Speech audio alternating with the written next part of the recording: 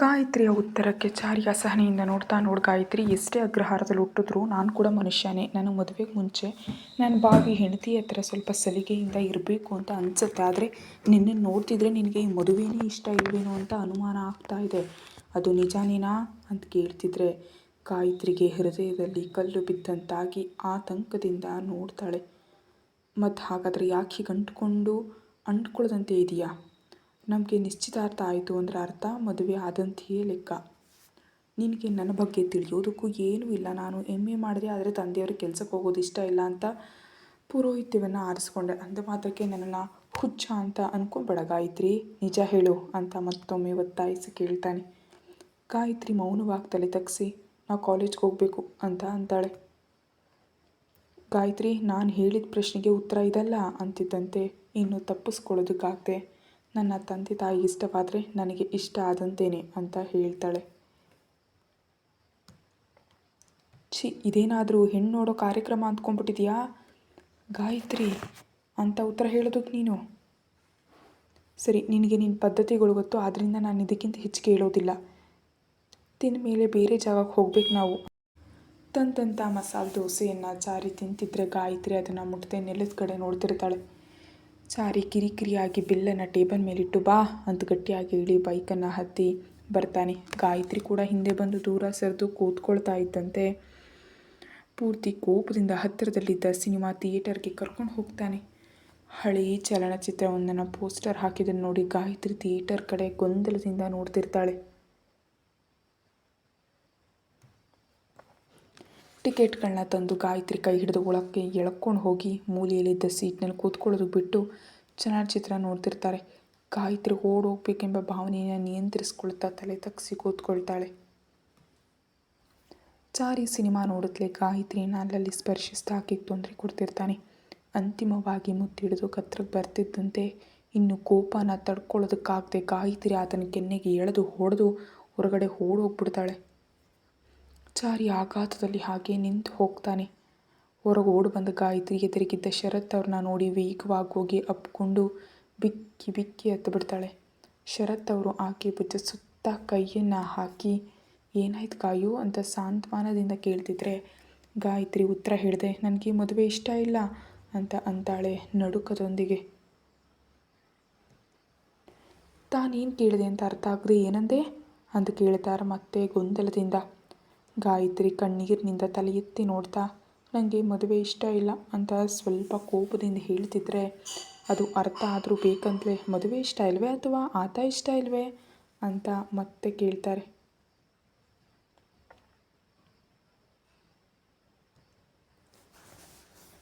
ನನಗೆ ಆತ ಇಷ್ಟ ಇಲ್ಲ, ನೀವೇ ಇಷ್ಟ ಅಂತ ಅಳುಮುಂಚಿ ಧ್ವನಿಯೊಂದಿಗೆ ಹೇಳ್ತಿದ್ರೆ ಆ ಮಾತಿಗೆ ಕಾಯ್ತಿದ್ದ ಶರತ್ ಅವರ ಹೃದಯ ಒಮ್ಮೆಲೆ ತೇಲಿ ಹೋದಂತಾಗುತ್ತೆ.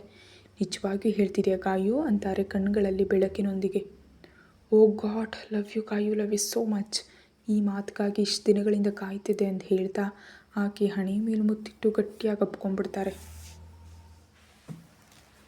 ಗಾಯತ್ರಿ ಕೂಡ ನೋವು ಮತ್ತು ಸಂತೋಷದಿಂದ ಅವರನ್ನು ಅಪ್ಕೊಂಡು ಕಣ್ಣೀರನ್ನು ಇಡ್ತಾಳೆ. 1 ನಿಮಿಷದವರೆಗೆ ಇಬ್ಬರು ಹಾಗೇ ಇರ್ತಾರೆ. ಮನಸ್ಸು ಸ್ವಲ್ಪ ಹಗುರ ಆದ ನಂತರ ಗಾಯತ್ರಿಯನ್ನು ಬಿಟ್ಟು ಇಷ್ಟೊತ್ತಿಗಾದರೂ ನನ್ನ ಪ್ರೀತಿ ನಿನ್ನ ಮುಡ್ತಲ್ಲ, ಅಷ್ಟೇ ಸಾಕು, ಇದಕ್ಕೆ ಆ ಚಾರಿಗೆ ಧನ್ಯವಾದ ಹೇಳಬೇಕಂತ ನಗ್ತಾ ಹೇಳ್ತಿದ್ರೆ ಆಕೆ ಗಲ್ಲದ ಮೇಲೆ ಸಣ್ಣದಾಗಿ ಹೊಡಿತಾ ನಿಮಗೆ ನಗುವಿನಂತಿದೆಯಾ, ಆತ ಎಷ್ಟು ಅಸಭ್ಯವಾಗಿ ವರ್ತಿಸ್ತಾ ಗೊತ್ತಾ ಅಂತ ಹೇಳ್ತಾಳೆ ಕೋಪದಿಂದ. ಓಹೋ, ನನ್ನ ಗಾಯುವಿನಲ್ಲಿ ಇಷ್ಟೊಂದು ಕೋಪವೂ ಇದೆಯಾ ಅಂತ ಗಾಯುವಿನ ಕೈ ಹಿಡಿದು ತಡಿತಾನೆ. ಇದಕ್ಕೇನಿಲ್ಲ ಅಂತ ಅಂದ್ಕೊಂಡು ಮೂತಿನ ಮುರಿತಾಳೆ. ಓ, ನೀನೀಗ ಹೀಗೆ ರೇಗಿಸ್ಬೇಡ, ಇನ್ನು ನಾನು ತಡ್ಕೊಳಕ್ಕಾಗಲ್ಲ, ಈಗಾಗಲೇ ಇದು ಸಾರ್ವಜನಿಕ ಸ್ಥಳ ಅಂತಿದ್ದಂತೆ ಗಾಯತ್ರಿ ನಾಚಿಕೆ ಪಡ್ತಾ ದೂರ ಸರಿದು ಬಿಡ್ತಾಳೆ. ಬಾ ಹೋಗೋಣ ಅಂತ ಗಾಯತ್ರಿನ ಬೈಕ್ ಹತ್ತಿಸ್ಕೊಳ್ತಿದ್ದಂತೆ ಗಾಯತ್ರಿ ಹತ್ತಿರಕ್ಕೆ ಸರಿದು ಶರತ್ ಅವರ ಭುಜದ ಮೇಲೆ ಕೈ ಇಟ್ಬಿಡ್ತಾಳೆ. ಗಾಯತ್ರಿ ಸಮಾಧಾನಗೊಂಡಿದ್ದರಿಂದ ಇನ್ನೂ ಸ್ವಲ್ಪ ಸಂತೋಷವಾಗಿ ಭಾವಿಸ್ತಾ ಕಾಲೇಜ್ ಹತ್ರ ಬಿಟ್ಟು ನಾನು ನಿಮ್ಮ ತಂದೆಯವರೊಂದಿಗೆ ಮಾತಾಡ್ತೀನಿ ಗಾಯು, ಅಲ್ಲಿವರೆಗೆ ನೀನು ಏನೂ ಹೇಳಬೇಡ, ಸರಿ ತಾನೇ ಅಂತ ಅಂತಾರೆ. ಈಗ ಬೇಡ ಬಿಡಿ, ನನಗೆ ಕಾಲೇಜು ಮುಗಿಯೋದಕ್ಕೆ ಇನ್ನೂ 10 ದಿನ ಸಮಯ ಇದೆ, ಈ ಪರೀಕ್ಷೆಗಳು ಮುಗಿದ ತಕ್ಷಣ ಮಾತಾಡೋಣ ಅಂತ ತಡೀತಾಳೆ. ಸರಿ, ನೀನು ಯಾವಾಗ ಅಂದರೆ ಆವಾಗಲೇ. ಈ ನಡುವೆ ಚೆನ್ನಾಗಿ ಓದಿ ಪರೀಕ್ಷೆ ಬರೆದ್ಬಿಡು ಸರಿ ಅಂದಾಗ ಹ್ಞೂ ಸರಿ ಅಂತ ಅವಳು ಕೂಡ ತಲೆ ಆಡಿಸ್ತಾಳೆ. ಸರಿ ಹೋಗು ಅಂತಾರೆ. ಗಾಯತ್ರಿ ಬಾಯ್ ಹೇಳಿ ಕ್ಲಾಸ್ಗೆ ಹೋಗೋದಕ್ಕೆ ಹೊರಡ್ತಿದ್ದಾಗ 1 ನಿಮಿಷ ಗಾಯು ಅಂತ ಹೋಗ್ತಿದ್ದ ಗಾಯತ್ರಿಯನ್ನು ಕರೀತಾರೆ. ಗಾಯತ್ರಿ ಹಿಂದೆ ತಿರುಗಿ ಏನು ಎಂಬಂತೆ ಕಣ್ಣನ್ನು ಚಿಕ್ಕದು ಮಾಡಿ ನೋಡ್ತಾಳೆ. ಅಯ್ಯೋ ಕೊಲ್ತಿದೆಯೇ ಅಂದ್ಕೊಳ್ತಾ ನಾನಂದರೆ ಇಷ್ಟ ಇದ್ದ ಮೇಲೆ ಇನ್ನು ಉಂಗುರವನ್ನು ಹೇಗೆ ತೆಗೆದು ಹಾಕ್ತೆ ಅಂತ ಅನುಮಾನದಿಂದ ನೋಡ್ತಾರೆ. ಗಾಯತ್ರಿ ಸಣ್ಣದಾಗಿ ನಗ್ತಾ ಕುತ್ತಿಗೆಗೆ ಹಾಕಿದ್ದ ಚೈನನ್ನು ಹೊರಗೆ ತೆರೆದು ಎಳೆದು ತೋರಿಸ್ತಾಳೆ. ಚೈನ್ನಲ್ಲಿ ಪೋಣಿಸಿದ ಉಂಗುರವನ್ನು ಆಶ್ಚರ್ಯದಿಂದ ನೋಡಿ ಕಿಲಾಡಿ ಅಂತಿದ್ದಂತೆ ಸಣ್ಣದಾಗಿ ನಾಚಿಕೊಳ್ತಾ ಕ್ಲಾಸ್ಗೆ ಓಡಿ ಹೋಗ್ಬಿಡ್ತಾಳೆ ಗಾಯತ್ರಿ. ಶರತ್ ಅವರ ಮನಸ್ಸು ಅತ್ಯಂತ ಸಂತೋಷದಿಂದ ತೇಲಾಡ್ತಿದ್ರೆ ತಕ್ಷಣ ಮಾಧವ್ ಹತ್ರ ಹೊರಡ್ತಾರೆ. ಗಾಯತ್ರಿ ಕೂಡ ಉತ್ಸಾಹದಿಂದ ಕ್ಲಾಸ್ಗಳನ್ನೆಲ್ಲ ಕೇಳ್ತಿದ್ರೆ ಮಧು ವಿಚಿತ್ರವಾಗಿ ನೋಡ್ತಾ ಗಾಯತ್ರಿ ಕಾಲೇಜ್ ಮುಗಿದ್ಮೇಲೆ ನಿನ್ನ ಜೊತೆ ಮಾತಾಡ್ಬೋದಾ ಅಂತ ಕೇಳ್ತಾಳೆ. ಇಂದು ಬೇಡ ಮಧು, ನಾಳೆ ಮಾತಾಡ್ಕೊಳ್ಳೋಣ ಅಂತ ಹೇಳಿ ಸಮಯ ಆಗ್ತಿದ್ದಂತೆ ಬಸ್ ಹತ್ತಿ ಓಟ್ ಹೋಗ್ಬಿಡ್ತಾಳೆ ಗಾಯತ್ರಿ. ಮನೆಯನ್ನು ನೋಡ್ತಿದ್ದಂತೆ ಗಾಯತ್ರಿಗೆ ಚಾರಿ ನೆನಪಾಗಿ ಬೆನ್ನಿನಲ್ಲಿ ನಡುಕ ಹುಟ್ಟುಬಿಡುತ್ತೆ. ಭಯದಿಂದಲೇ ಮನೆಯೊಳಗೆ ಬಂದು ಅಮ್ಮ ಅಂತ ಕರೀತಾಳೆ. ಗಾಯತ್ರಿ ಬಂದ್ಯಾ ಅನ್ನುತ್ತಾ ತಾಯಿ ಅಡುಗೆ ಮನೆಯಿಂದ ಹೊರಗಡೆ ಬರ್ತಾರೆ. ಅಮ್ಮ ತಂದೆಯವರು ಎಲ್ಲಿದ್ದಾರೆ ಅಂತ ಕೇಳಿದ್ರೆ ಇನ್ನೂ ಬಂದಿಲ್ವಲ್ಲ ಅಂತ ಅಂತಾರೆ. ಅದು ಅಮ್ಮ ಚಾರಿ ಅಂತ ಅಂತಿದ್ದಂತೆ ಅಳಿಯನ ಹೆಸರು ಬರೋ ಅಷ್ಟರಲ್ಲೇ ಬೆಚ್ಚಿಬಿದ್ದು ಏನೇ ಚಾರಿ ಅಂತಿದೆಯಾ ಏನಾಯಿತು ಅಂತಾರೆ ಆತಂಕದಿಂದ. ಅವರು ಕಾಲೇಜ್ ಹತ್ರಕ್ಕೆ ಬಂದಿದ್ದರು. ಅಯ್ಯೋ ರಾಮ, ಮದುವೆಗೆ ಮುಂಚೆ ಮದುವೆ ಗಂಡು ಮದುವೆ ಹೆಣ್ಣಿನ ಹತ್ರಕ್ಕೆ ಬಂದಿದ್ದಾರಾ? ಅಬ್ಬ ಅಮ್ಮ, ಅವರು ತಂದೆಯವರ ಅನುಮತಿಯನ್ನು ತೆಗೆದುಕೊಂಡೇ ಬಂದಿದ್ದೀನಿ ಅಂತ ಹೇಳಿದ್ರು, ಅದು ನಿಜಾನೇನಾ?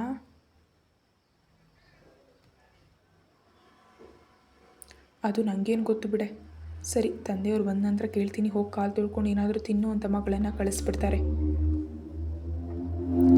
ರಾತ್ರಿ ಮೂವರಿಗೂ ಊಟ ಬಡಿಸ್ತಾ ಅಳಿಯಂದ್ರು ಕಾಲೇಜ್ಗೆ ಹೋಗಿದ್ರಂತೆ, ನಿಮ್ಗೆ ಗೊತ್ತಾ ಅಂತ ಗಂಡನನ್ನು ಕೇಳ್ತಾಳೆ. ಹೌದು.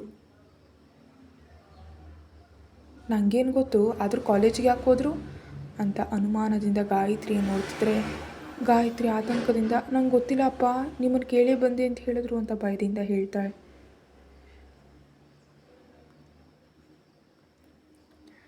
ಸರಿ, ಇನ್ನು ಯಾವಾಗ ಬಂದರೂ ಭೇಟಿ ಆಗಬಾರ್ದು, ಅದು ಪದ್ಧತಿ ಎಲ್ಲ ಅರ್ಥ ಆಯ್ತಾ ಅಂತ ಗದರಿಸ್ತಾರೆ.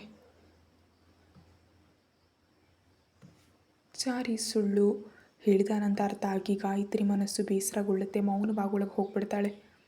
ನಂತರ ದಿನ ಎಂದಿನಂತೆ ಕಾಲೇಜ್ಗೆ ಹೋದ ಗಾಯತ್ರಿ ಶರತ್ ಅವರೊಂದಿಗೆ ಮಾತಾಡಿ ಮಧುವನ್ನು ಭೇಟಿಯಾಗಿ ವಿಷಯವನ್ನು ಹೇಳ್ತಾಳೆ. ಮಧು ಸಂತೋಷದಿಂದ ಇದಂತೂ ಒಳ್ಳೆಯ ಸುದ್ದಿ ಗಾಯತ್ರಿ, ಶರತ್ ಸರ್ ನಿನ್ನ ಪ್ರಾಣಕ್ಕಿಂತ ಹೆಚ್ಚಾಗಿ ಪ್ರೀತಿಸ್ತಿದ್ದಾರೆ, ನಿಮ್ಮಿಬ್ಬರ ಪ್ರೀತಿ ಗೆಲ್ಲಬೇಕು ಅಂತ ಹೇಳಿ ತನ್ನ ಪ್ರೀತಿ ವಿಷಯವನ್ನು ಕೂಡ ಹೇಳ್ತಾಳೆ. ಗಾಯತ್ರಿ ಖುಷಿಪಟ್ಟು ಸಾಯಂಕಾಲದವರೆಗೆ ಸಂತೋಷವಾಗಿ ಕಳೀತಾರೆ. ನಂತರ 10 ದಿನಗಳು ಕೂಡ ಅಂತಿಮ ಪರೀಕ್ಷೆಗಳಾಗಿದ್ದರಿಂದ ಗಾಯತ್ರಿ ಚೆನ್ನಾಗಿ ಓದಿ ಪರೀಕ್ಷೆನ ಬರೀತಿರ್ತಾಳೆ. ಬೆಳಗಿನ ಪರೀಕ್ಷೆ ಪ್ರಾರಂಭವಾಗೋದಕ್ಕೆ ಮುಂಚೆ ಶರತ್ ಬಂದು ಗಾಯತ್ರಿಯನ್ನು ಭೇಟಿಯಾಗಿ ಹೋಗ್ತಿದ್ರು. ನೋಡ್ತಿದ್ದಂತೆ ಪರೀಕ್ಷೆಗಳು ಮುಗಿದು ಹೋಗುತ್ತವೆ. ಗಾಯತ್ರಿ ಮನೆಯಿಂದ ಹೊರಗೆ ಬರೋದೇ ಇಲ್ಲ. ಶರತ್ ಅವರೇ ಕಾಲೇಜಿನಿಂದ ಸುದ್ದಿ ಕಳಿಸ್ತಾರೆ. ಅದನ್ನು ನೋಡಿದ ಶರ್ಮಾ ಗಾಯತ್ರಿಗೆ ಕಾಲೇಜ್ಗೆ ಹೋಗಿ ಪ್ರಿನ್ಸಿಪಲ್ ಭೇಟಿ ಆಗುವಂತೆ ಹೇಳ್ತಾರೆ. ಆ ಅವಕಾಶಕ್ಕಾಗಿ ಕಾಯ್ತಿದ್ದ ಗಾಯತ್ರಿ ಬೇಗನೆ ಸಿದ್ಧವಾಗಿ ಕಾಲೇಜ್ಗೆ ಹೊರಡ್ತಾಳೆ. ಬಂದು ಪ್ರಿನ್ಸಿಪಲ್ ರೂಮ್ಗೆ ಹೋಗ್ತಿದ್ದಂತೆ ಶರತ್ ಟೇಬಲ್ಗೆ ಹೊರಗೆ ನಿಂತಿರ್ತಾರೆ. ಸುಮಾರು 1 ವಾರದ ನಂತರ ನೋಡ್ತಾ ಇರೋದ್ರಿಂದ ಬೇಸರದಿಂದ ಹತ್ತಿರಕ್ಕೆ ಹೋಗಿ ಹೇಗಿದ್ದೀರಾ ಅಂತ ಕೇಳ್ತಾಳೆ. ಶರತ್ ಗಟ್ಟಿಯಾಗಿ ನಗ್ತಾ ಹೇಗಿದೆಯಾ ಅಂತ ಕೇಳ್ತಾ ಯಾಕೆ ಬೇಸರ ಪಡ್ತಿದ್ಯಾ ಹೇಳು ಅಂತ ಅಂತಾರೆ. ನಿಮಗೆ ನಗುವನಂತಿರುತ್ತೆ ಬಿಡಿ. ಅರೆ ಏನು ನಡೀತು ಹೇಳು ಗಾಯು ಅಂತ ಸೌಮ್ಯವಾಗಿ ಒಪ್ಕೊಳ್ತಾರೆ. ಇನ್ನು 10 ದಿನಗಳಲ್ಲಿ ಮದುವೆ, ಭಯ ಆಗದೆ ಇರುತ್ತಾ ಅಂತ ಅಂತಿದ್ರೆ ಅದಕ್ಕೆ ತಾನೇ ನಾನು ಮುಂಚೆ ಹೇಳಿದೆ, ಅಂದೇ ಮಾತಾಡ್ತೀನಿ ಅಂತ, ಆದರೆ ನೀನೇ ಕೇಳಿಸ್ಕೊಳ್ಳಿಲ್ಲ ಅಂತ ಹೇಳ್ತಾರೆ. ನಮಗೇನು ಗೊತ್ತು ಬಿಡಿ ನಮ್ಮ ಪದ್ಧತಿಗಳು, ನೀವು ಬಂದು ಕೇಳಿದ ತಕ್ಷಣ ತಂದೆಯವರು ಒಪ್ಕೊಳ್ತಾರೆ ಅಂತ ಅಂದ್ಕೊಂಡ್ಬಿಟ್ಟಿದ್ದೀರಾ? ತಕ್ಷಣ ನನ್ನನ್ನು ಕಾಲೇಜ್ ಬಿಡಿಸ್ಬಿಡ್ತಾರೆ, ಆಗ ನಿಮ್ಮನ್ನು ಹೀಗೆ ನೋಡೋದಕ್ಕೆ ಸಾಧ್ಯ ಆಗೋದಿಲ್ಲ ಅಂತ ಅಳ್ತಾಳೆ. ಗಾಯತ್ರಿ, ಸಮಾಧಾನ ಮಾಡ್ಕೊ. ಈಗ ಯಾಕೆ ಬೇಸರ ಪಡ್ತಿದ್ಯಾ ನೀನು? ನಾನು ನಾಳೆ ನಿಮ್ಮ ಮನೆಗೆ ಬಂದು ಮಾತಾಡ್ತೀನಿ, ಸರಿ ತಾನೇ ಅಂತ ಸಮಾಧಾನವನ್ನು ಪಡಿಸ್ತಿದ್ರೆ, ಭಯವಾಗಿದೆ ಶರತ್ ಅವರೇ. ತಂದೆಯವರು ಒಪ್ಕೊಳ್ದಿದ್ರೆ ಅಂತ ಕಣ್ಣೀರಿನಿಂದ ಶರ್ಟನ್ನು ಒದ್ದೆ ಮಾಡಿಬಿಡ್ತಾಳೆ. ಯಾಕಾಯೋ ನಕಾರಾತ್ಮಕವಾಗಿ ಯೋಚಿಸ್ತಿ? ಪಾಸಿಟಿವ್ ಆಗಿ ಯೋಚಿಸು. ಅವರು ಒಪ್ಕೊಳ್ಳೋವರೆಗೆ ಅವರ ಸುತ್ತ ತಿರುಗ್ತೀನಿ, ಸರಿ ತಾನೇ? ಅದೆಲ್ಲ ಬಿಡಿ, ನೀವು ನಮ್ಮವ್ರನ್ನ ಕ್ಷಮಿಸಿ ಅಂತ ಕೇಳ್ಬೋದು. ಆದರೆ ನನಗೆ ಬೇರೆಯೊಬ್ಬರೊಂದಿಗೆ ಮದುವೆ ಆದರೆ ನಿಮ್ಮ ಬಗ್ಗೆ ಯೋಚಿಸೋದು ಕೂಡ ತಪ್ಪಾಗುತ್ತೆ.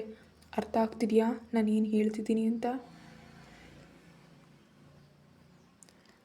ಅದಕ್ಕಿಂತ ಮುಂಚೆ ಎಲ್ಲವೂ ಸರಿಯಾಗಬೇಕಂತ ಬಯಸ್ತಿದ್ದೀನಿ. ಸರಿ, ನಾನು ಹೋಗ್ತೀನಿ ಬಿಡಿ, ಮತ್ತೆ ತಂದೆಯವ್ರು ಕೋಪ ಮಾಡ್ಕೊಂಡ್ಬಿಡ್ತಾರೆ ಅಂತ ಹೇಳ್ತಿದ್ದಂತೆ ಸರಿ ಅಂತ ಬಿಡೋದಕ್ಕೆ ಮನಸ್ಸಿಲ್ಲದೆ ಕಂಗಾಲಾಗ್ಬೇಡ ಅಂತೇಳಿ ಕಳಿಸ್ತಾರೆ. ಶರತ್ ಆಲೋಚಿಸಿ ಮಾಧವನೊಂದಿಗೆ ಚರ್ಚೆ ಮಾಡಿ ಒಂದು ನಿರ್ಧಾರಕ್ಕೆ ಬರ್ತಾರೆ. ಗಾಯು, ನಿನಗೆ ನನಗೆ ಬರೆದಿಟ್ಟಿದ್ದಾರೆ. ಈ ಕುಲ ಜಾತಿಗಳು ಏನು ಮಾಡಲಾರವು. ಅವ್ರನ್ನ ಒಪ್ಪಿಸೋ ಜವಾಬ್ದಾರಿ ನನ್ನದು ಕಣೆ. ಮಾರನೇ ದಿನವೇ ಮಾಧವನನ್ನು ಕರ್ಕೊಂಡು ಅಗ್ರಹಾರಕ್ಕೆ ಹೋಗ್ತಾರೆ ಶರತ್. ಎಲ್ಲರೂ ಮನೆಯಲ್ಲೇ ಇರೋದ್ರಿಂದ ಗಾಯತ್ರಿ ರೂಮ್ನಲ್ಲಿ ಆತಂಕದಿಂದ ಅತ್ತಿತ್ತ ಓಡಾಡ್ತಾ ಭಯದಿಂದ ನೋಡ್ತಿರ್ತಾಳೆ. ಮಂಟಪದಲ್ಲಿ ಕೂತಿದ್ದ ಗೋವಿಂದ ಮತ್ತು ಶರ್ಮಾ ಬರ್ತಿರೋ ಶರತ್ ಅವರನ್ನ ನೋಡಿ ಯಾರಿರಬಹುದು ಅಂತ ನೋಡ್ತಿರ್ತಾರೆ. ಇಬ್ಬರು ಮುಂದೆ ಬಂದು ನಮಸ್ಕಾರ ಮಾಡ್ತಿದ್ದಂತೆ ಅವರು ಕೂಡ ಸಂಸ್ಕೃತಿ ಪ್ರತೀಕವಾಗಿ ನಮಸ್ಕಾರ ಮಾಡಿ ಕೂತ್ಕೊಳ್ಳಿ ಅಂತ ಕುರ್ಚಿಯನ್ನು ತೋರಿಸ್ತಾರೆ. ಯಾರಪ್ಪ ನೀವು ಅಂತಿದ್ರೆ, ನನ್ನ ಹೆಸರು ಶರತ್, ಇವನು ನನ್ನ ಸ್ನೇಹಿತ ಮಾಧವ್, ನಾನು ಸದ್ಯದ ಮುಖ್ಯಮಂತ್ರಿಯವರ ಮಗ ಅಂತ ಹೇಳ್ತಿದ್ದಂತೆ ಇಬ್ಬರು ಆಘಾತದಿಂದ ನೋಡ್ತಾರೆ. ಸರ್ ನೀವು ಅಂತ ಮಾತೃಭಾಷೆಯಲ್ಲಿ ಉದ್ಗರಿಸ್ಬಿಡ್ತಾರೆ. ತಕ್ಷಣ ಚೇತರಿಸ್ಕೊಂಡು, ಅಷ್ಟೊಂದು ಶ್ರೇಷ್ಠರಾದ ನೀವು ನಮ್ಮನೆಗೆ ಬಂದಿರೋದು ಉದ್ದೇಶ ಏನು ಅಂತ ಶರ್ಮಾ ಅನುಮಾನದಿಂದ ಕೇಳ್ತಾರೆ. ಇವರ ಮಾತುಗಳನ್ನ ಕೇಳಿ ತಾಯಿ ಒಳಗಿನಿಂದ ಹೊರಗೆ ಬಂದು ಇಬ್ಬರ ಕಡೆಗೆ ನೋಡ್ತಾರೆ. ದೀರ್ಘ ಉಸಿರನ್ನು ತಗೊಂಡು, ಅದು ನಾನು ನಿಮ್ಮ ಮಗಳು ಗಾಯತ್ರಿನ ಪ್ರೀತಿಸ್ತಿದ್ದೀನಿ ಸರ್, ಆಕೆನ ಮದುವೆ ಆಗಬೇಕು ಅಂತ ಅಂದ್ಕೊಂಡಿದ್ದೀನಿ ಅಂತಿದ್ದಂತೆ ಆಕೆ ಆಶ್ಚರ್ಯದಿಂದ ನೋಡ್ತಾ ಇರ್ತಾಳೆ. ಗೋವಿಂದಂ ಕೋಪದಿಂದ ಮೇಲೆ ಕೇಳೋದಕ್ಕೆ ಹೋಗ್ತಾರೆ. ಶರ್ಮಾ ತಂದೆ ಅಂತ ಹೇಳಿದ, ಕ್ಷಮಿಸಿ, ನೀವು ಮಗಳನ್ನು ನೋಡಿ ಇಷ್ಟಪಟ್ಟರೆ ಸಾಕೆ, ಆಕೆಗೆ ಈಗಾಗಲೇ ಮದುವೆ ನಿಶ್ಚಿತವಾಗಿದೆ, ಇನ್ನೊಂದು ವಾರದಲ್ಲಿ ಆಕೆ ಮದುವೆ ಅಂತ ಸಾಧ್ಯವಾದಷ್ಟು ಮೆಲ್ಲಗೆ ಹೇಳ್ತಾರೆ.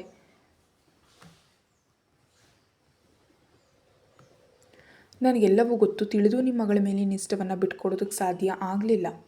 ದಯವಿಟ್ಟು ದೊಡ್ಡ ಮನಸ್ಸು ಮಾಡಿ ನಮ್ಮ ಪ್ರೀತಿಯನ್ನು ಅರ್ಥ ಮಾಡಿಕೊಂಡು ಮದುವೆ ಮಾಡಿಕೊಡಿ ಅಂತ ಅವರ ಬಳಿ ವಿನಂತಿಸ್ಕೊಳ್ತಾರೆ ಶರತ್ ಅವರು.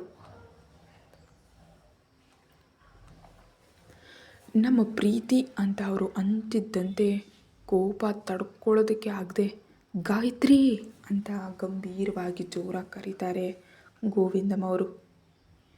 ತಂದೆಯ ಅರುಚಾಟಕ್ಕೆ ಗಬಗಬ ಓಡುತ್ತಾ ಬಂದ ಗಾಯತ್ರಿ ಅಲ್ಲಿ ಶರತ್ ಅವ್ರನ್ನ ನೋಡಿ ವಿಷಯ ಏನು ಅಂತ ಆಕೆಗೆ ಆಲ್ರೆಡಿ ಅರ್ಥ ಆಗ್ಬಿಡುತ್ತೆ. ಭಯದಿಂದ ತಂದೆ ಕಡೆ ನೋಡ್ತಾಳೆ. ಗಾಯತ್ರಿ, ಈತ ಯಾರಂತ ನಿನಗೆ ಗೊತ್ತಾ ಅಂತ ಅವರು ಗಂಭೀರವಾಗಿ ಕೇಳ್ತಾ ಇದ್ದಂತೆ ಶರತ್ ಅವ್ರ ಕಡೆ ಒಮ್ಮೆ ನೋಡಿ ಗೊತ್ತು ಎಂಬಂತೆ ತಲೆಯನ್ನು ಆಡಿಸಿ ಮತ್ತೆ ತಲೆ ತಗ್ಗಿಸ್ಬಿಡ್ತಾಳೆ. ಅದನ್ನು ನೋಡಿ ಆವೇಶದಿಂದ, ನೋಡಿದೆಯಾ ಶರ್ಮಾ, ನೋಡು, ಹೆಣ್ಣುಮಕ್ಕಳಿಗೆ ಓದು ಬೇಡ ಅಂದರೆ ನೀನೇ ನನ್ನ ಮಾತು ಕೇಳಿದೆ ಆಕೆನ ಓದಿಸ್ದೆ, ಈಗ ಅದು ನಮ್ಮ ಮಾನ ತೆಗೆಯೋ ಕೆಲಸವನ್ನು ಮಾಡಿದೆ ಅಂತ ಅವರು ಜೋರಾಗಿ ಕಿರ್ಚಾಡ್ತಾರೆ.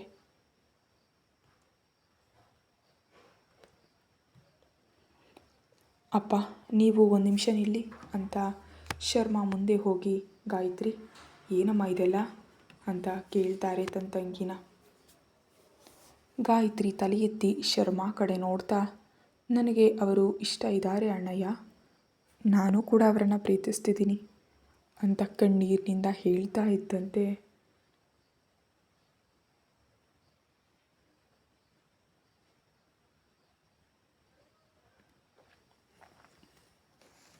ತಾಯಿ ಅಂತವಳ ಮಾತು ಕೇಳಿ ಬಾಯಿ ಮೇಲೆ ಕೈ ಇಟ್ಕೊಂಡು ಭಯದಿಂದ ನೋಡ್ತಾಳೆ. ನೋಡಿದ್ಯಾ ಶರ್ಮಾ, ಇತ್ತೀಚೆಗೆ ನೀನು ಅಮ್ಮ ಅಂತ ಹೇಳ್ತಿದ್ಯಲ್ಲ, ಅದು ಹೇಗೆ ನಾಚಿಕೆ ಇಲ್ಲದೆ ಹೇಳ್ತಿದ್ದಾಳೆ ಅಂತ. ಛಿ, ನೀಚಳೆ, ನಿನ್ನಂಥವಳು ನಮ್ಮ ಹೊಟ್ಟೆಯಲ್ಲಿ ಹುಟ್ಟುಬಿಟ್ಲಲ್ಲ ಅಂತ ಕೋಪದಿಂದ ಅವರು ಒಡೆಯೋದಕ್ಕೆ ಹೋಗ್ತಾರೆ ಆಕೆಗೆ. ಶರತ್ ಅವರ ಕೈ ಹಿಡಿದು ತಡೆದು, ಸರ್ ಸರ್ ಪ್ಲೀಸ್, ಗಾಯತ್ರಿ ನಿಮ್ಮ ಮಗಳು, ನಾನು ಬೇಡ ಅಂತ ಅನ್ನಲಾರೆ. ಆದರೆ ನನ್ನ ಕಣ್ಮುಂದೆ ನೀವು ಆಕೆಯನ್ನು ಹೊಡಿತಿದ್ರೆ ನಾನು ನೋಡ್ತಾ ಸುಮ್ಮನಿರಲಾರೆ. ನಾನು ಹೇಳಬೇಕಾದದ್ದನ್ನೆಲ್ಲ ನಿಮಗೆ ಹೇಳಿಬಿಟ್ಟಿದ್ದೀನಿ. ಹಾಗೆ ನಿಮ್ಮ ನಿರ್ಧಾರ ಕೂಡ ನನಗೆ ತುಂಬಾ ಮುಖ್ಯ. ನಾನು ಈ ವಾರದವರೆಗೆ ನಿಮ್ಮ ಮನೆಗೆ ಬಂದು ನಿಮ್ಮ ನಿರ್ಧಾರಕ್ಕಾಗಿ ಕಾಯ್ತಾನೆ ಇರ್ತೀನಿ. ಒಮ್ಮೆ ಈ ಸಮಾಜದ ಬಗ್ಗೆ ಅಲ್ಲದೆ ನಿಮ್ಮ ಮಗಳ ಸಂತೋಷದ ಬಗ್ಗೆ ನೀವು ದಯಮಾಡಿ ಯೋಚಿಸಿ. ಗಾಯು, ನೀನು ಏನು ಭಯಪಡಬೇಡ, ನಮ್ಮ ಮದುವೆ ಖಂಡಿತವಾಗಿ ನಡೆಯುತ್ತೆ ಅಂತ ಆಕೆಗೆ ಧೈರ್ಯ ಹೇಳಿ ಶರ್ಮಾ ಅವರ ಕಡೆಗೆ ಒಮ್ಮೆ ನೋಡಿ ಮಾಧವನನ್ನು ಕರ್ಕೊಂಡು ಅಗ್ರಹಾರದಿಂದ ಹೊರಗಡೆ ಹೊರಟು ಬಿಡ್ತಾರೆ ಶರತ್ ಅವರು. ಅವನು ಹೇಳಬೇಕಾದದ್ದನ್ನು ಎಲ್ಲವನ್ನ ಹೇಳಿ ಹೋಗ್ತಿರುವಂತಹ ಶರತ್ ಅವ್ರನ್ನ ನೋಡಿ ತಂದೆ ಮಕ್ಕಳಿಗೆ ಅತಿಯಾದ ಕೋಪ ಬಂದ್ಬಿಡುತ್ತೆ. ಶರ್ಮಾ ಅಂತ ಗಂಭೀರವಾಗಿ ಕರೆದ ತಂದೆಯ ಕರೆಗೆ ಹೇಳಿ ಅಪ್ಪ ಅಂತ ಹತ್ರಕ್ಕೆ ಬರ್ತಾರೆ ಶರ್ಮಾ ಅವರು. ನಾಳೆಯೇ ಗಾಯತ್ರಿ ಮದುವೆ, ಆದರೆ ವಾರದಲ್ಲಿ ಮುಹೂರ್ತವನ್ನು ಇಟ್ಕೊಂಡು ಮತ್ತೆ ನಾಳೆನೇ ಅಂದರೆ ಅದು ಹೇಗೆ? ವಾರದವರೆಗೆ ತಡೆದ್ರೆ ಮದುವೆ ಅಷ್ಟೇ ಅಲ್ಲ, ನಮ್ಮಮ್ಮ ನಾನು ಹೊರಟೋಗ್ಬಿಡುತ್ತೆ ಕಣೋ. ಅದೇ ನಡೆದ್ರೆ ನಾನು ಪ್ರಾಣ ಇದ್ರೂ ಶವಕ್ಕೆ ಸಮಾನ. ಅಪ್ಪ ಅಂತ ಜೋರಾಗಿ ಕಿರ್ಚ್ತಾನೆ ತನ್ನ ತಂದೆ ಸಾಯೋ ಮಾತು ಆಡಿದ್ದಕ್ಕೆ. ನಾನು ಚಾರಿಯ ಕುಟುಂಬದೊಂದಿಗೆ ಮಾತಾಡ್ತೀನಿ, ನೀನು ಹೋಗಿ ಎಲ್ಲ ವ್ಯವಸ್ಥೆಗಳನ್ನ ನೋಡು ಅಂತ ಅಂತಾರೆ. ಕತೆ ಮುಂದುವರಿಯುತ್ತೆ. ಹೆಚ್ಚಿನ ವೀಡಿಯೋಗಾಗಿ ಚಾನಲ್ಗೆ ಮೆಂಬರ್ಶಿಪ್ ತೊಗೊಂಡು ವೀಡಿಯೋ ನೋಡಿ. Thank you. ಹಾಗೆ ಪ್ರತಿಲಿಪಿಲಿ ಕೂಡ ಅಪ್ಲೋಡ್ ಆಗ್ತಿದೆ.